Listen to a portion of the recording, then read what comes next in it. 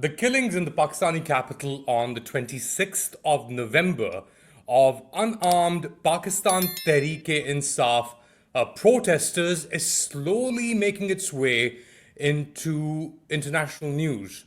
What happened on that day is being called the Islamabad Massacre.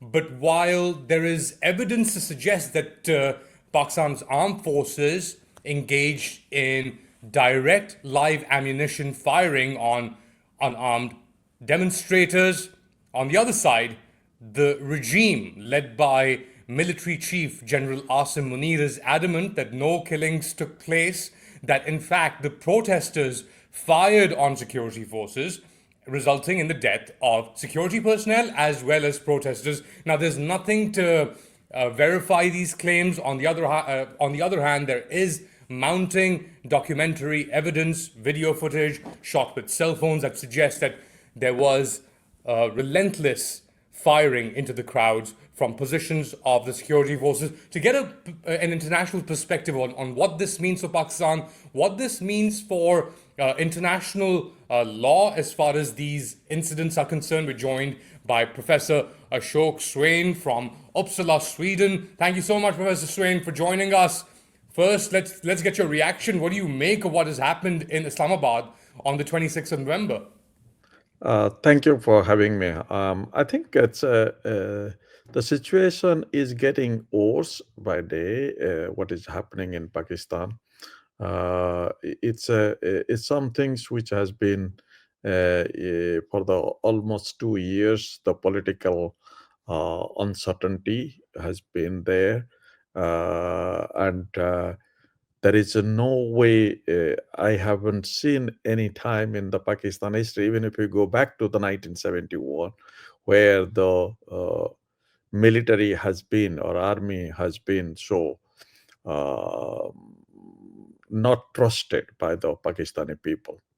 And I think this is a very serious situation because it's a somehow serious situation for the army-led governments which have been there in Pakistan almost now 7 decades. In somehow the army has been managing the government, even including the when Imran Khan was prime minister, also army was in the behind. Uh, that is the bad side that Pakistan's political system is being tested. But on the other hand, I'm writing a piece now, which will come soon, that why the ongoing conflict or ongoing issue, which is really helping or um, helping Pakistan, particularly in a sense that the uh, only because till Imran Khan, no other leader in Pakistan has challenged the army in this way. Before, of course, Bhutto's challenged, even Nawaz Sharif had challenged, but we know that. I mean, the challenge was not up to this nature, and they have been marginalized, taken out of power. Some went to exile, some assassinations, everything, you name it. But they had never gone that far, the far Imran Khan has gone, totally directly challenging the army and the people in large number of people confronting the army. And I have never seen the army chief of Pakistan is being addressed in a manner which has never taken place in Pakistan's history. So I think that is why she is saying that, because if Imran Khan succeeds, this will be the beginning of end of army's control of the civilian government in Pakistan, and a true democratic state or true democratic form of government will emerge in Pakistan, which Pakistani people should decide who should rule their country. No, not the army should decide who will be the government.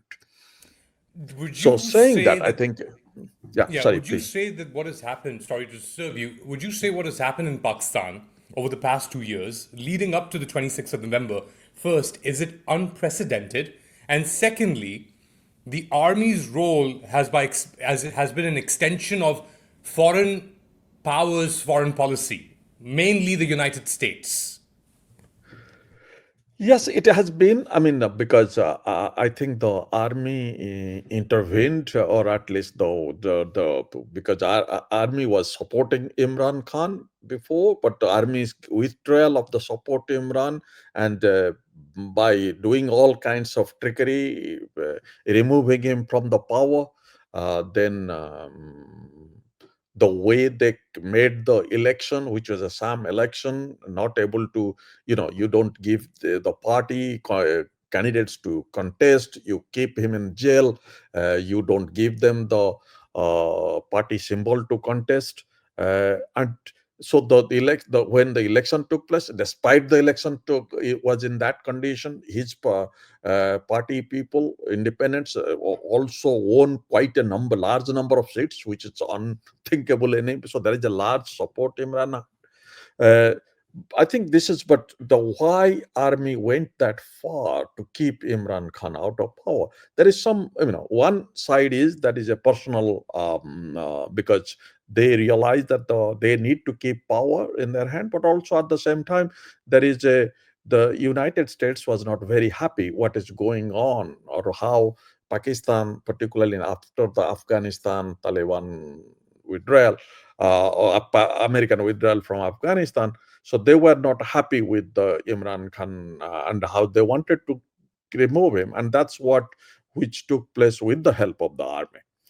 My position is, I mean, that look, if there was because as a West, if it's a democratic way of, they should have election, they should have, if there is a people don't want him, then you try to remove him from the power with the electoral means. So any political group which takes the help of the army to remove a sitting prime minister and come to power by creating a kind of fake election is no way good for the country, or no way good for the democracy, not good for the global peace or the global, particularly the West, talking about the democracy,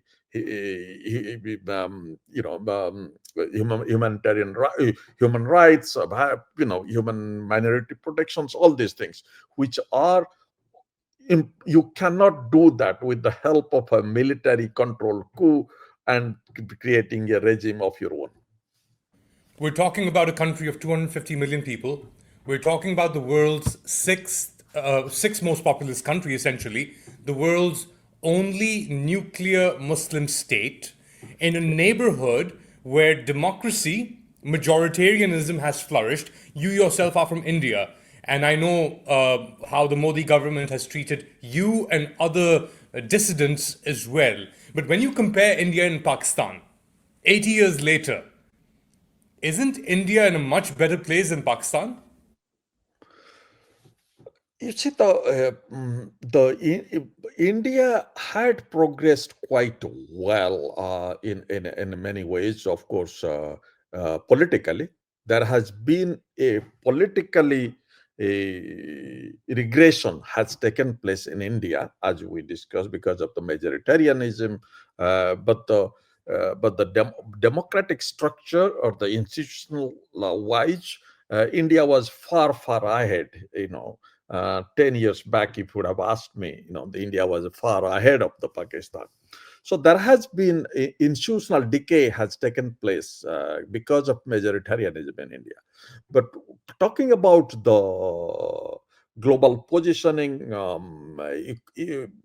and the India as a emerging power, or India as an alternative for the West vis-a-vis China, it has really created a kind of a strength of its own.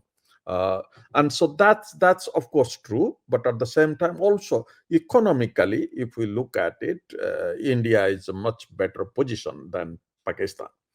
But again, the economic situation or economic crisis, which has become quite, with the political crisis in the Pakistan, it has come both political crisis as well as economic crisis for the last 2 years, through 2.5 years mostly.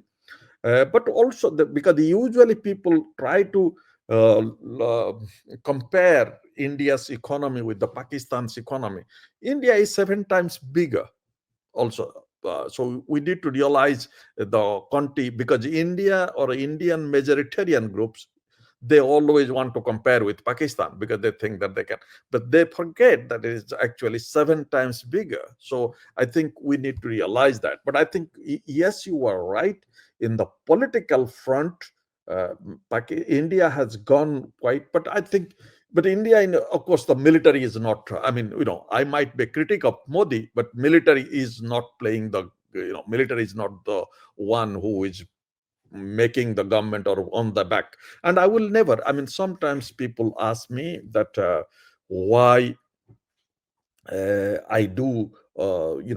Support Imran Khan. It's not actually I do support Imran Khan. I'm for democracy, like any uh, uh, uh, sound-minded person should be.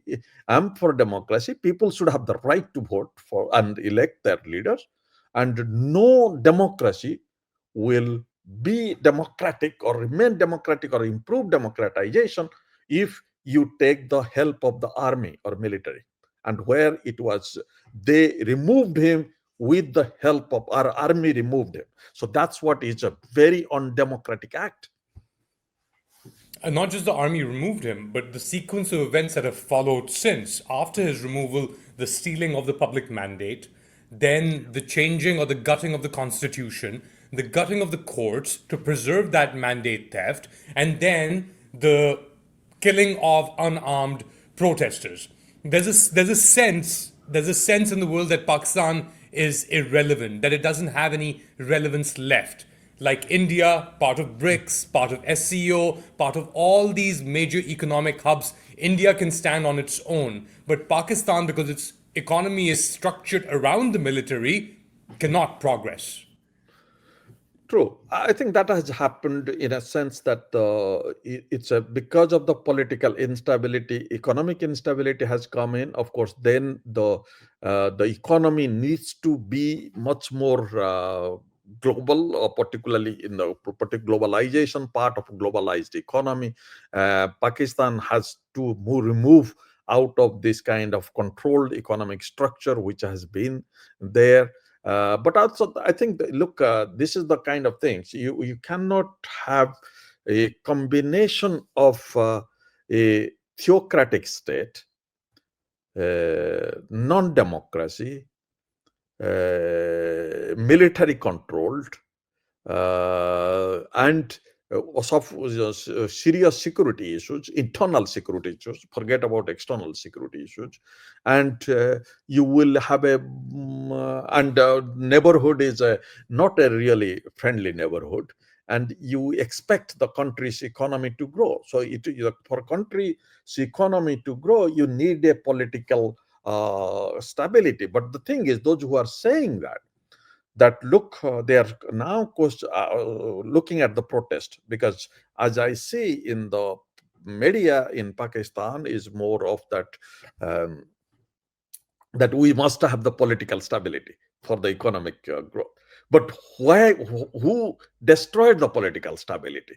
Well, there was a political stability. You ruined the political stability. You made the economic crisis. So don't, again, you are going saying that because of the economic crisis you want to suppress the protest. This is some things which people do. I mean, we are comparing with India. The India's economic growth took place during the period where India had the most coalition government. The more than 20 parties were supporting Manmohan Singh when he was the prime minister. Manmohan Singh was the finance minister in the 90s. It was also a minority government, which was Narasimha Rao. This is the time when the economy grew. The economy is half the growth percentage wise now under Modi, who is unquestioned leader of the country. So it's the politics, those who say that a leader or a strong no protest, nothing, no other things needed. You can just because of that you can have a economic growth. That's not the case, because we should look at the neighboring country. It's and then there is the idea that the opposition is anti-national, anti-Pakistan, a terrorist, Afghans. It's just exactly the same word which Modi uses in India. That's something doesn't really make sense. You how on earth you can call your country people anti-national? How on earth you call a former prime minister a terrorist? How on earth now I saw that there is some news that they want to take away the social media from the terrorist organization. I think what they want to do. The plan is to take PTI as a terrorist organization and to get these things done. That's not the way you bring the political stability. Political stability comes when all the political actors are engaged in the field and being the stakeholders in this. You don't put the most popular leader in jail, most powerful or populous political party ban it, and you try to call them terrorist, and you think that you will bring the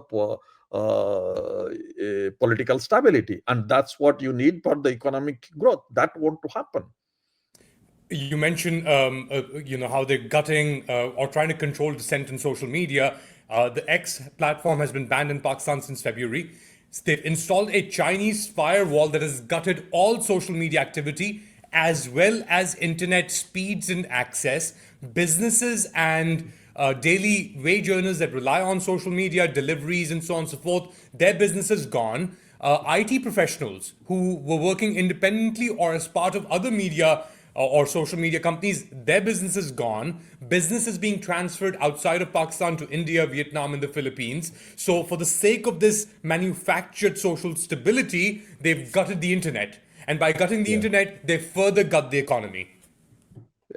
Yeah, I think the under Modi, India was the number one country where the internet emergency or internet ban was taking place, and I think Pakistan is close second, and even Bangladesh with the political instability. So we South Asians were doing very good at the cutting down our any kind of communication by cutting down the by internet. I mean, this is funny when you stop Twitter and you use the prime minister use the VPN to tweet something. That's something, and you say that the VPN is also not illegal, but the prime minister does the illegal act. Remember that there was a tweet which is the Sarif did using VPN, and so this is all kinds of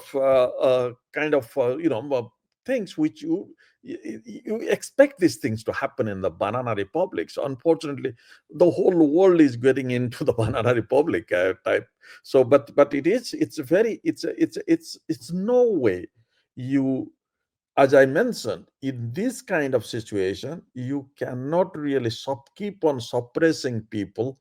You keep on trying to create a certain kind of political elites, those who don't have the political legitimacy among the people, and you expect them to recover the economy, and military will use its force to keep people silence. That's not going to happen in 21st century. You might be successful for few days or few months or few years, but there will be, I mean, we saw that. This is something we also need to look at it. What happened in Sri Lanka, what happened in Bangladesh. Sri Lanka might be little different, but Bangladesh, look at the January 7th, the election took place only 11 months before. In that election, no party was there. Hasina was all powerful. I mean, nobody had thought that Hasina will fall. But when Hasina fell, after only few months, then realized that what is the situation now. So it's a somehow I remember. I mean, this is the time when this is a very funny thing. The United States, well, that time wanted a democracy to come in and trying to put pressure on Hasina to bring the democratic order, which Hasina didn't I agree. But at the same time, it was doing totally undemocratic act in Pakistan. So it's so there is no such. I mean, I think the problem is the so-called big powers of the West, which used to give the sermons on democracy and human rights, it has lost its voice, and it has doesn't have any more the strength to do it. And it's a hypocrisy is very coming out in each and every case. I think it's a very important point that you raise here. It's a bookmark almost. Pakistan on one end and Gaza, Israeli occupation of Palestine on the other. And the hypocrisy now has been revealed. In fact, there is this idea that the forces that were trying to control or manipulate events in Pakistan were the same that were acquiescing support for Israel in Gaza. In this global moment of uncertainty, where you have Ukraine, Russia, you've got a large camp of China, Russia, Iran emerging in the global south, BRICS even, and you have the West, led by the United States, going through some sort of decay in leadership, in global standing. Where does Pakistan, first of all, stand? Number one. And secondly, because all these international institutions are so decayed and so compromised, is there any legal recourse for Pakistanis internationally, given that their courts are now taken over by the military? Uh, I think let me start with the first question, then I'll come back to. I think it's a somehow it's a mess the world has been, and there is a declining West. After Trump came into power, there is no one knows where it will move to. And there is a bigger challenge between the US and Europe now. Europe has to first look at the issue of Ukraine, and there is a huge uncertainty what will happen. So that's why we think a lot of things happening before Trump comes in, and that like what we saw in Syria now, those kind of things which are taking place for some kind of making a bargain in the end. So and Gaza, and after that, though they call it ceasefire in Lebanon, that's not working very well, and Gaza is not no ceasefire. And then Trump has been Trump, so he has been already says on the threats. So I think and the thing is, this is I was talking to a UN senior person. I'm not going to name him, but he was telling that it has become almost impossible to tell those countries in the south what they should do, because it shows that they usually show that what you are doing there, it doesn't make any sense.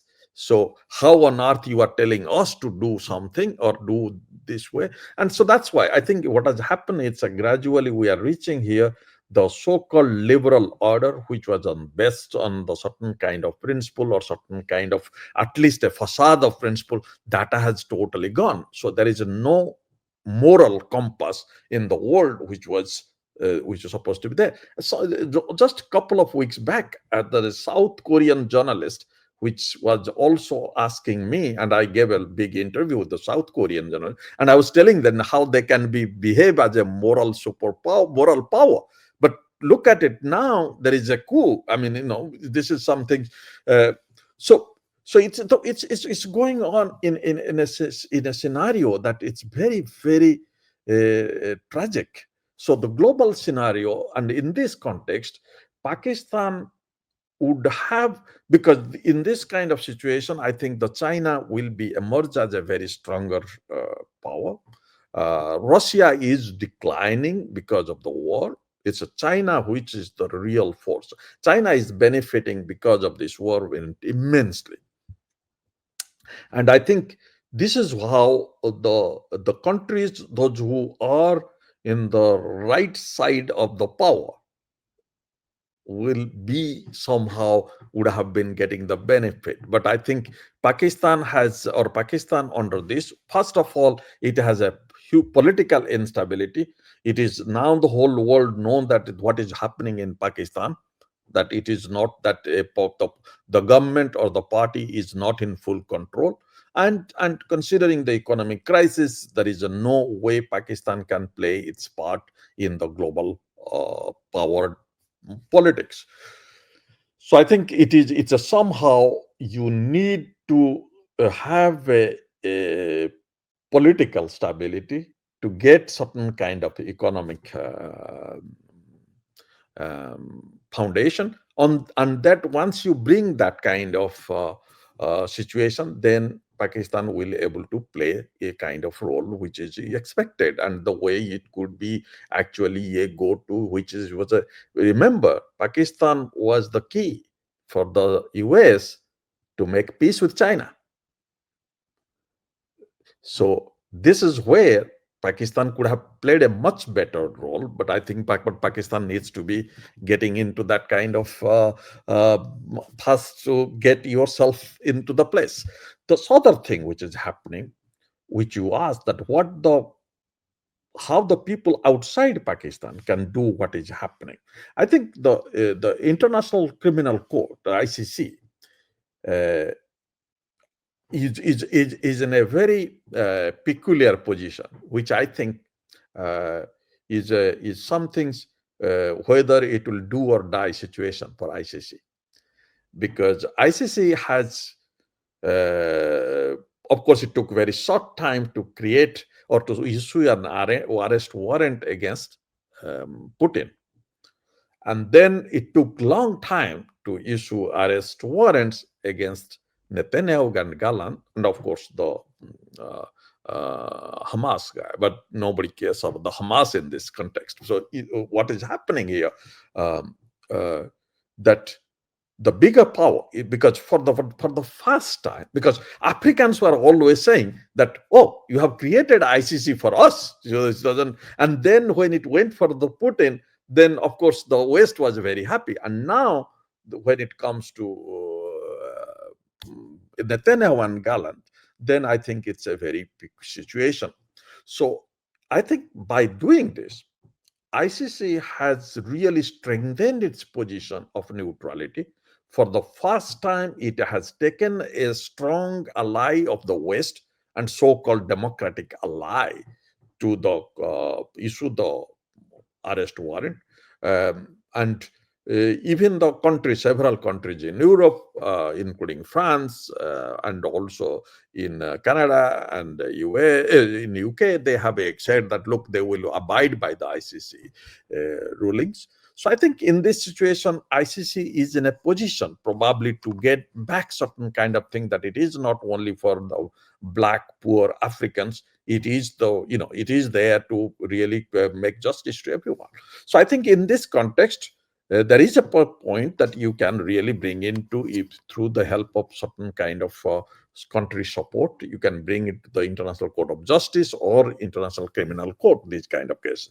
The massacre, because I think why you see that there are several meetings taking place, the way trying to create these terrorist organizations and all these things going on in Pakistan to suppress that kind of possibility, and the idea that whether the people have been killed, how many people have been killed, why suppressing the information, because there is a fear of ICC. Fascinating conversation, Professor Ashok Swain. Thank you so much for joining us and giving us your valuable time. I hope that we can come back to you with some better news than what we've seen. Thank you. I hope so too. Professor Ashok Swain there joining us from Uppsala and telling us that because the global order is going through an evolution, maybe even a revolution, that issues like Pakistan are now might have a better chance on the one hand with the ICC, but on the other side, because of Trump and the flux that is taking place and the collapse of certain moral and ethical positions of the West that is taking place, it might not even register. Let us know what you think in the comment section. Do like, subscribe, and share this content. I'll see you next time. Take care.